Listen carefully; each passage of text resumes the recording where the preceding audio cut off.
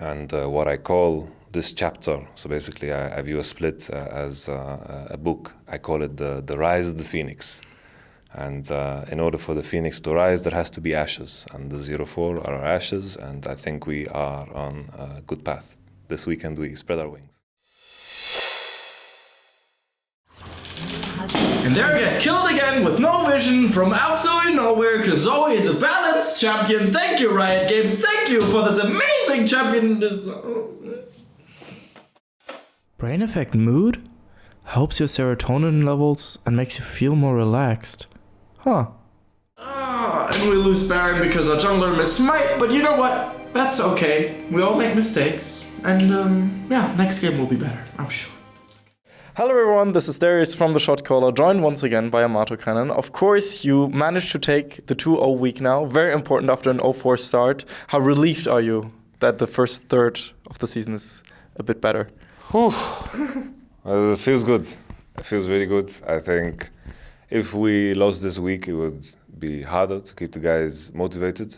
But even on the 0-4, we were on a good path. Honestly, we solved a lot of our problems. In spring, we had a plethora of them, and we're on a good path. So I think these last two games, we showed that we managed to solve some of the Vitality specials. So it feels good. It feels amazing. And what about, though, after the 0-4 start, that must have impacted the team somewhat. And what was your thought process after that second week? And what did you say going into training sessions and this week in particular? Basically, a lot of the guys, including me, like all of us, we know what our situation was. I think we got a lot of confidence from the fact that practice started to go better. Mm-hmm. We had a big issue in spring, even last year, that our practice was just awful. I think a lot of the teams didn't like scrimming us because it was too bloody. It was pretty much 20 kills at 10 minutes, and it was a quick FF most of the times. And I think this created a lot of bad habits for us. And right now we're putting more emphasis on the mid to late game, managing to play games from a position where maybe we're not ahead. We can start to create advantages through pure macro play, which is good. I think, what was your question? I'm just fucking talking. And I don't. I'm just wondering what you told to the guys after an 0-4 week and managed to bring them back still. Jesus, I'm sorry. My mind is... It's the weather. My mind is just, I'm facing Fnatic in 3 weeks. I need to think ahead. Sorry, okay. What I told the guys? What I've been telling the guys the last days is that it takes courage to still believe that you can win when you're 0-4.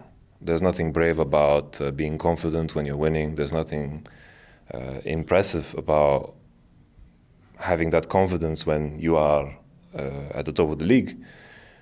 So it's all about being brave, taking the courage and still believing in each other. And what I call this chapter, so basically I view a split as a book. I call it the Rise of the Phoenix. And in order for the Phoenix to rise, there has to be ashes. And the 0-4 are our ashes, and I think we are on a good path. This weekend we spread our wings. Okay, George or YamatoCannon over here. Do you have a name? So do you give a book name to every single split, or is it just your career being the rise of the Phoenix? Which of the two? Was it like the team? It's something more recent. You know, I always try to read as much literature. I can't even say the word. As much literature. Is it literature? Can you say it? Yeah. Literature. Okay. I needed to make sure. It's a weird pronunciation in English, I agree. And I take ideas from everywhere and I cook them up and make my own thing. And Rise of the Phoenix is very fitting. I got the idea from the Tenacious D song. Okay. I see us as the Tenacious V, you know? Everyone thought the V was done, but we'll keep rising again, you know? So it feels good. Amazing stuff. Well, let's talk a bit about the off-season. You guys went to China, went to the RNG Stadium. Amazing experience, I would assume? Yeah, it was fantastic. I think China is just next level. Like, I think they're a couple of years ahead of everyone in terms of what kind of money they get back, the amount of money they put in. I think it makes sense because they have a bigger fan base. I think they solved a lot of issues that they had in the past in terms of structure and organization. They always had the players and the player base, and now everything is coming together, so it's very impressive. It also makes me very hopeful for the future of the LEC. I know we're on the rise. I think esports as a whole, every time I get to experience something like this, you get reminded how fortunate we are to be a part of this genesis of something that will eventually take over the whole world. And for me, that's amazing. I feel like there's not a lot of fields in life where you could be a pioneer of some sort, you know. Too late to go to the moon, or too late to explore the world. Yeah, too late to explore the world. I don't know how the meme goes, but you get my point. Yeah, too young to explore the stars, but just in time for esports. That's the entire meme completed. Yes. What did you do in China specifically in regards with RNG? Did you exchange like some general notes, some general tactics? Did you scrim? What was the cooperation like with RNG? I think we practiced against RNG a couple of times. They were busy with their own things, a lot of sponsorship stuff and other things. It was more about how they prepared us for the boot camp and how they set everything up for us. They were very helpful.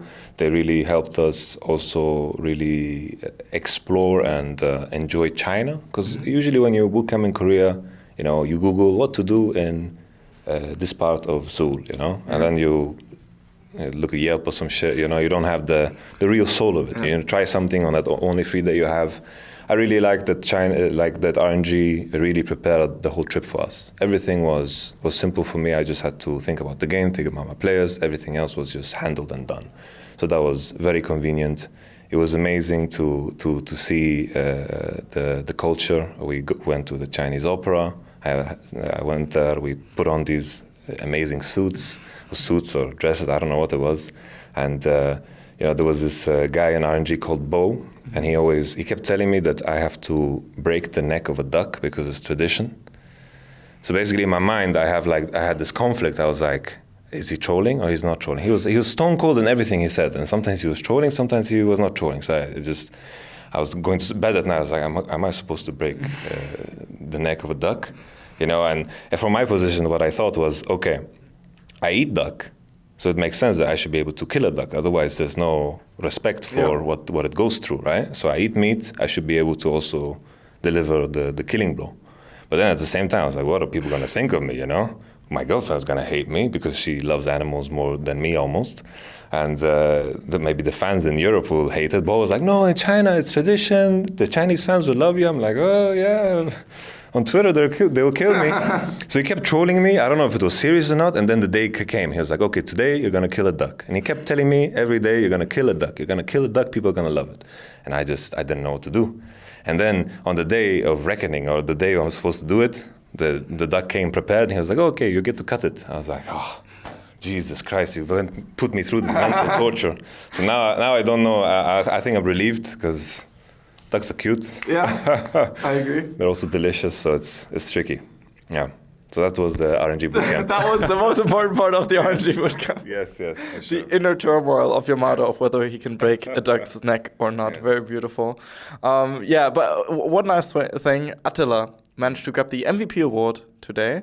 Are you especially glad or proud of him in particular, given that your botline has received a lot of flack after the 0-4 start? Yeah, for sure. I think it's hard to, from an outside, it's always hard to judge what mistakes are, Could be our play style, could be us as a team. Honestly, we were playing very bad as a team, and a lot of things fall apart. Sometimes you just find the right missing piece, and all of a sudden everything makes sense. All that effort that everyone's putting in maybe is not showing because of that one missing piece. And all of a sudden you find that missing piece, and all of a sudden everything flows.